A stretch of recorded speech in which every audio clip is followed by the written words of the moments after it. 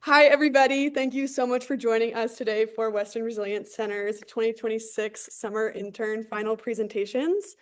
We have some snacks and seltzers in the back, so feel free to help yourself. I'm Caitlin Farkas, Western Resilience Center's Waste Diversion Projects Manager and Internship Program Manager. Today, I'm so excited to highlight our 4 interns, Avery, Sam, Harrison, and Margaret, and all of their great work they've done this summer. So this summer, they've really been such an exceptional group. From the start, they have jumped right in on their projects with enthusiasm, asked really engaging questions of our staff, and worked to build their knowledge and skills in the climate action space. And so really for me, it's been such a pleasure to work with the 4 of you all summer, every week. And for those that are not as familiar with our internship program, Western Resilience Center offers a professional development experience for students and early career professionals locally to the Yampa Valley. Since 2021, we have had over 50 interns come through the program, really young professionals eager to engage in climate resilience and nonprofit work across the region. Our interns work closely with a staff mentor in one of our 5 priority areas: energy, transportation, waste diversion, resilient water, and community engagement. Interns will design and execute a self-led project that advances our work forward. In addition to their project, interns attend weekly meetings to build professional skills, connect with both our staff and many of our community partners, and gain exposure to all of the great work being done across the region in climate action. Today, we're really grateful for the partners such as the Kettering Family Foundation and the Yampa Valley Community Foundation Community Support Grant that make this program possible. So if you're interested in investing in the next generation of climate leaders and expanding access to impactful professional experiences locally, please feel free to reach out to us to learn more how you can support and also stay engaged with future interns. So with that being said, again, thank you all so much for being here today. I'm really excited to highlight all they've done. They're really incredible projects and presentations for you all today. Very impressive and also very inspiring. So with that, next up, let's have Michelle Stewart, our Executive Director, say a couple words.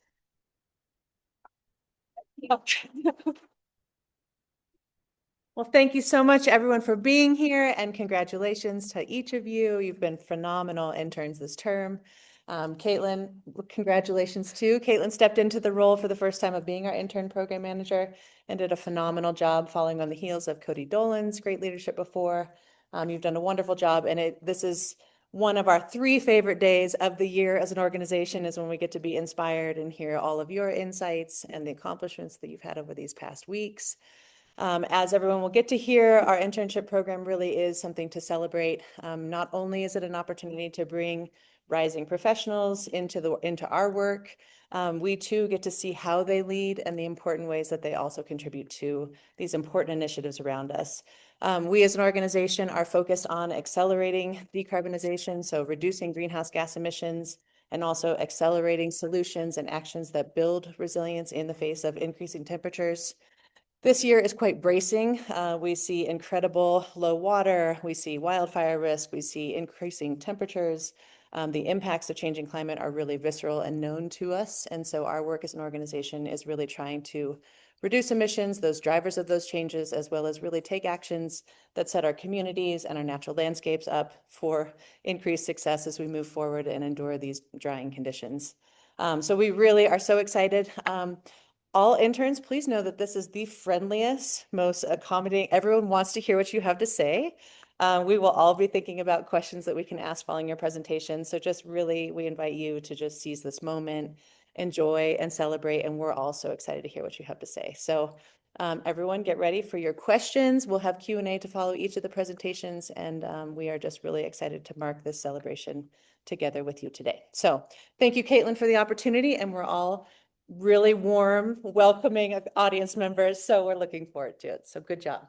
Hi, everyone. Thank you so much for being here. My name is Margaret Young, and I've been a Resilient Land and Water intern with the Western Resilience Center this past summer.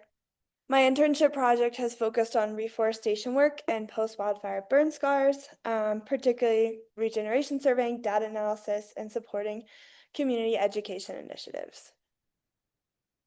A little bit about me before I go into my project. I'm originally from Charlotte, North Carolina, and I'm going into my junior year at Vanderbilt this fall.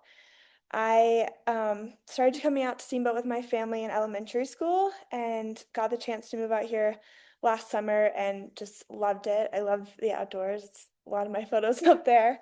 And so it was amazing to be back in Colorado this summer and to get the chance to work with the Western Resilience Center. My staff mentor this summer has been Dakota Dolan, the Resilient Forest Program Manager. I've learned so much from her this summer, and it's been such a great opportunity to get to work with her.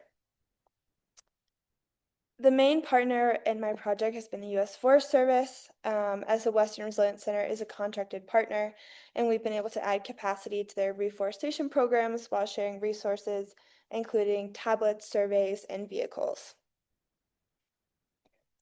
So just to give a little bit more background before I dive into my work, as many of you know, climate change has caused hotter and drier conditions globally, and this has manifested as more severe and devastating wildfires in Colorado during the summer. After wildfires, forests can usually naturally regenerate on their own through a variety of mechanisms, including the soil seed bank, serotinous cones, nearby overhead seed sources, all of which can easily establish usually because wildfires burn away competing vegetation, so they can grow fairly quickly. However, because wildfires are becoming more severe, we're seeing higher levels of seed necrosis and less nutrient soil, so regeneration is becoming increasingly challenging.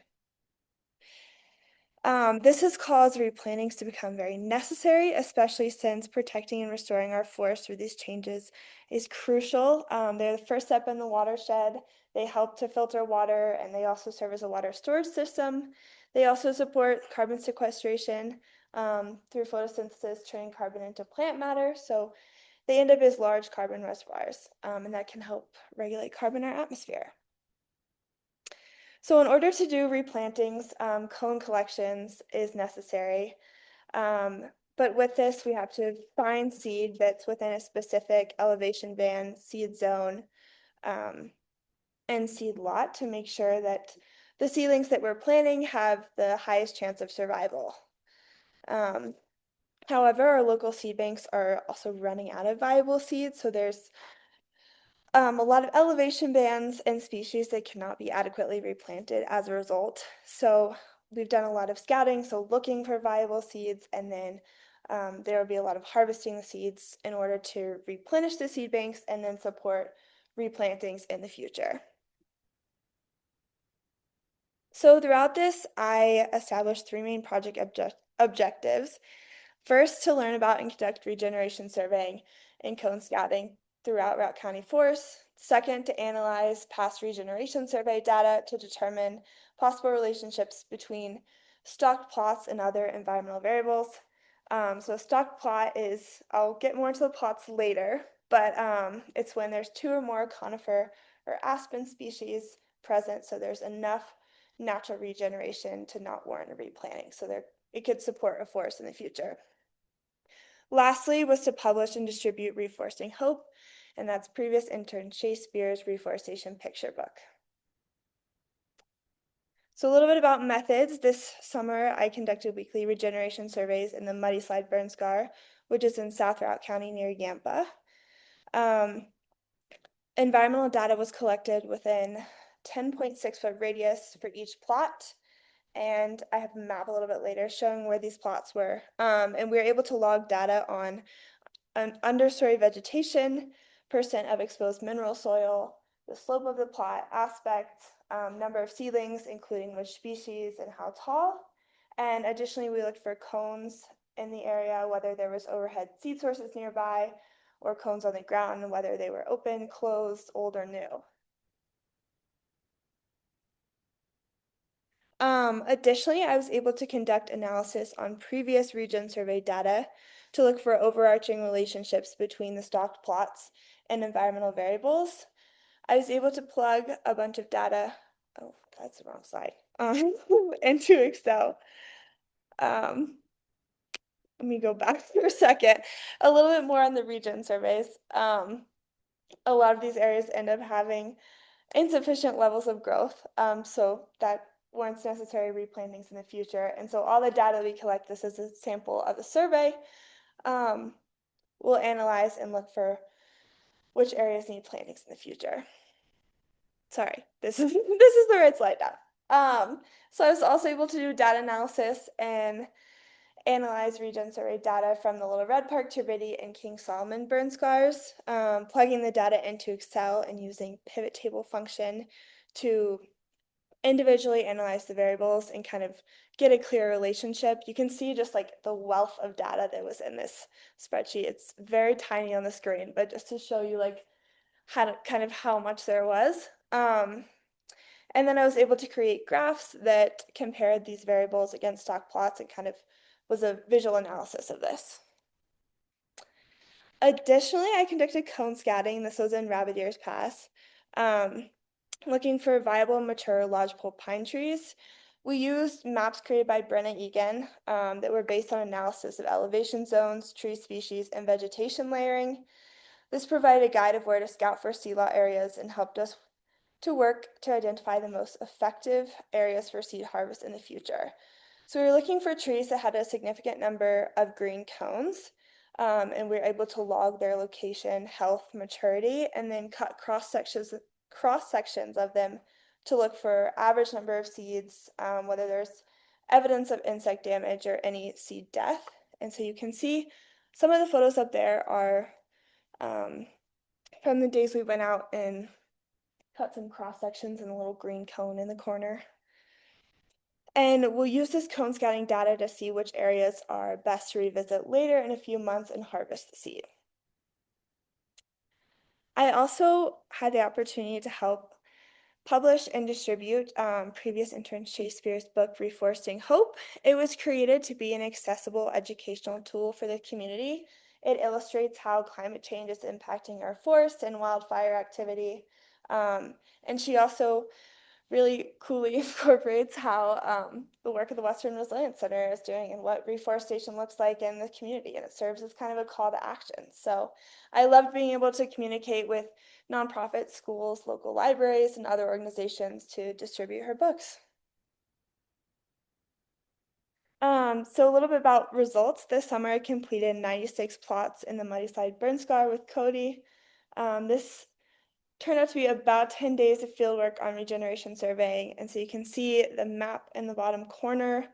All the red plots are not completed, but everything that's green or blue or yellow or any other color is something that we collected data on. I also had the chance to write a blog post that highlighted the importance of regeneration surveying and Western Resilience's reforestation work. But I think most importantly, I was able to add capacity to the Forest Resilience Program and to the U.S. Forest Service reforestation work, a lot of which would not be done. That's not their current priority. So it's really great that, the Western Resilience Center can help focus on that and that I could be part of that.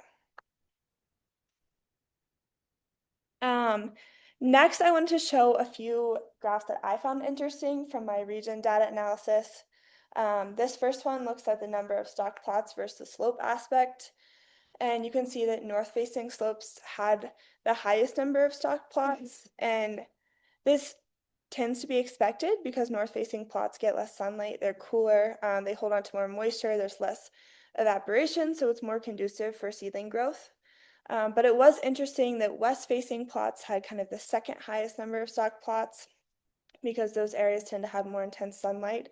So they're drier and it's harder for seedlings to grow. The second graph shows, I'm sorry, it's like a little bit smaller, but it shows the number of stock plots versus the slope of the plots. And as you can see on the left side, the more gradual, flatter plots had much higher rates of stocking. And then once you get to around 25% slope or above, we're seeing less than 5 plots showing natural regeneration. And this is also interesting because it tends to be the soil is less stable and there's more runoff when you get plots that are steeper, but this also can influence future planning. So prioritizing areas that are more flat, so kind of giving seedlings the best chance of survival. This last plot looks at the number of stock plots versus exposed mineral soil. So exposed mineral soil is when there's kind of bare sand, silt, or clay that's visible, and the organic top layer of the soil has been burned off by wildfires. So it commonly is very dry. There's no protective vegetation, and it's correlated with low moisture and low nutrient levels. And it's also very loose, so young seedlings can wash away very quickly when it rains. So this is very kind of expected that the plots from 0 to 25% exposed mineral soil had much higher rates of stalking. And then once you kind of move over and get to 75 to 100% of the plot being exposed mineral soil, then you're seeing very little stalked plots. So moving forward, some important action items would be to finish the region surveying in Muddy Slide. We're very close. And to use this data to determine future planting sites and target areas that are failing at natural regeneration, and include these in the planting plans. With that, to continue partner with the U.S. Forest Service to prioritize cone scouting and cone collection work to gather the seed necessary for these plantings and to replenish local seed banks. Also, to continue to support Shakespeare's book Reforestation Hope by working on more marketing and distribution efforts locally, particularly with educational organizations. I think it's very important that people kind of get invested in this work, and I think her book is a really it's beautiful, the illustrations, and it's such an important and easy way that people can get knowledgeable about it. And lastly, to support and continue communication surrounding the importance of forest resilience work, and to increase community investment and engagement, particularly with volunteer participation in region surveying and reforestation work. So some other contributions that I had the chance to do this summer was the Big Red Park tree planting back in May. That was amazing because I feel like I got to see all parts of the reforestation process, from region surveying to cone scouting and then to planting, and kind of get to learn about all the steps that go into that. It was cool that this was the very first thing I did this summer, and I kind of got to work backwards and learn about all the thought that goes into that. I also had the chance to go to the second day of the Y Basin installation and learn about soil moisture sensors and help install those. I also shadowed Brenna at Cal Park doing debris mat restoration projects and helped with the carbon free challenge. I learned so much during this internship, and it's hard to kind of pinpoint things specifically, but I was able to improve my professional communication skills, whether that was through written deliverables or outreach work. I gained so much knowledge and experience through research and fieldwork on reforestation, cone collections, the hindrances to natural regeneration, and the importance of future forest resilience work within a changing climate. I also thought it was such a valuable experience working with a nonprofit organization like the Western Resilience Center that's uniquely positioned at the intersection of people and community, and then kind of science and climate work. I think only once those things come together, you get meaningful climate action. So it was amazing. It's not something you can learn at a classroom, so it was awesome to be a part of it this summer. Some acknowledgements. Thank you to Cody. I had the best time working with you this summer, and I loved learning about all the other interns and your projects. It's been amazing. Thank you to Caitlin. You were an amazing internship mentor, and I can't believe the 12 weeks have already gone by. I had some great chatting opportunities. Thank you, Sally and Brenna, and also Ryan. And then also wanted to shout out the recipients of Reforestation Hope, Dusky Grouse, CMC, Bud Werner, and Yampatika, for investing in Shay's project and kind of spreading the word about reforestation work. So thank you. I'm sorry, that was a little choppy, but any questions?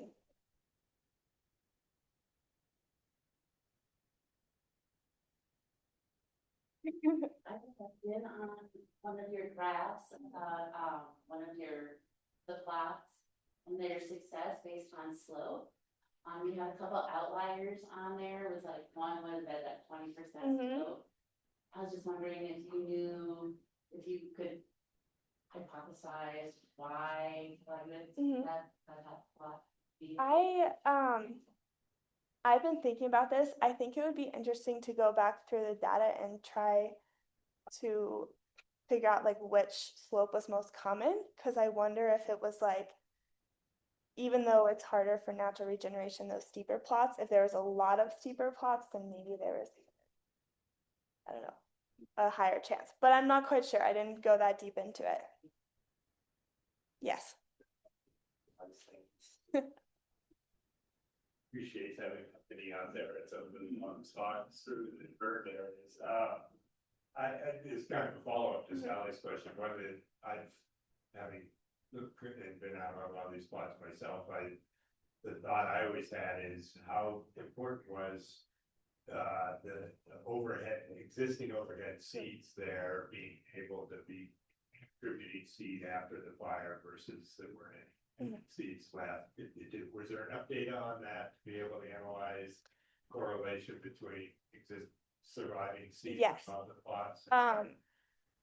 The data on that was a little bit more complicated because of the way it was notated. Not everyone, it was more like a fill in the blank. It was, So it was less kind of like people were saying the same things but in different ways, so it was harder to kind of put that into a graph. But I do think that what we've seen in our work in the field is that it is really important, especially those areas of the burn that are closer to those overhead seed sources. They have a much higher chance of being regenerated naturally, whereas when you get like very much centralized and there's kind of very bare, no cones, you can tell that it's going to be much more of a challenge in that area. What were you looking for that would make you like come back to the forest later?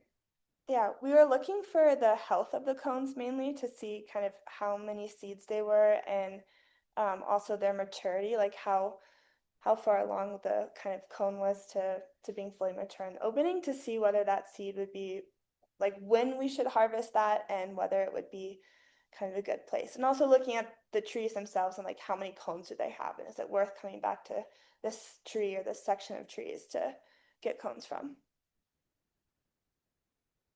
It's really, I was in a big red park that some of the seedlings were grown from seeds that were from 1980. Yes. Which is crazy. And I guess, but obviously that highlights the need for seed collection, but I'm wondering what happened in the meantime. I mean, it sounds like there was a lot gathered maybe in the 80s, but were they just not gathered for a while, or were they not successful, or what happened that there's this gap?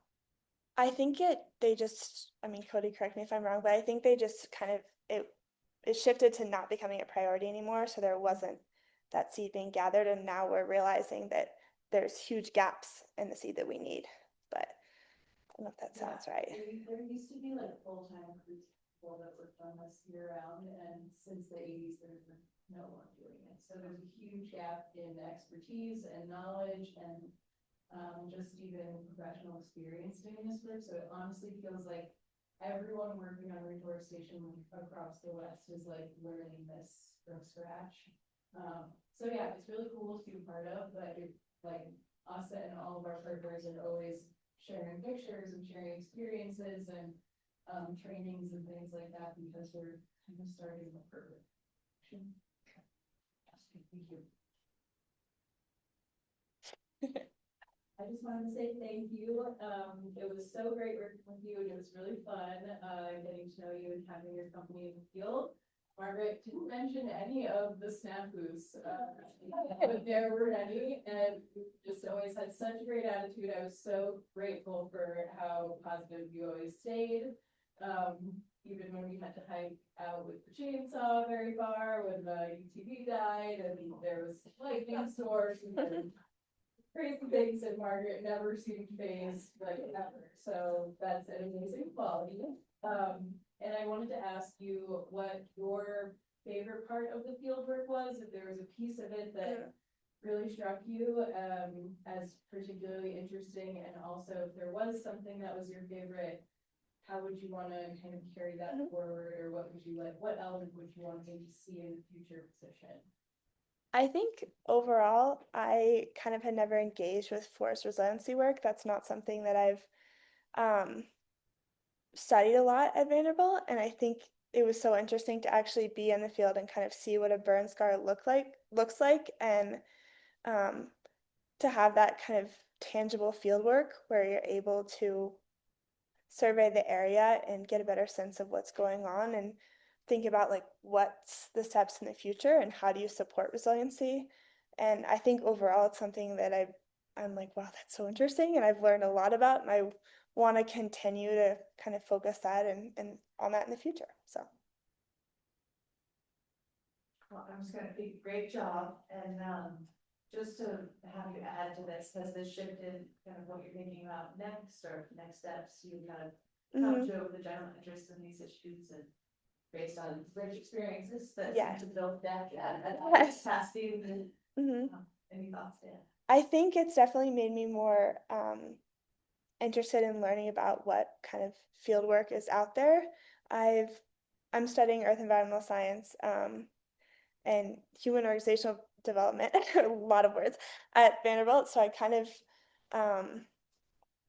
I get a little piece of the field work, but I think leaning into that would be something I look for in the future. But I also find that like my two majors do a lot of what Western Resilience Center does and bringing together kind of people, community, policy with kind of the science and climate side. And I think that's a really unique experience and you don't get that everywhere. And I would kind of hope that I could find something in the future and kind of lean into that specifically. So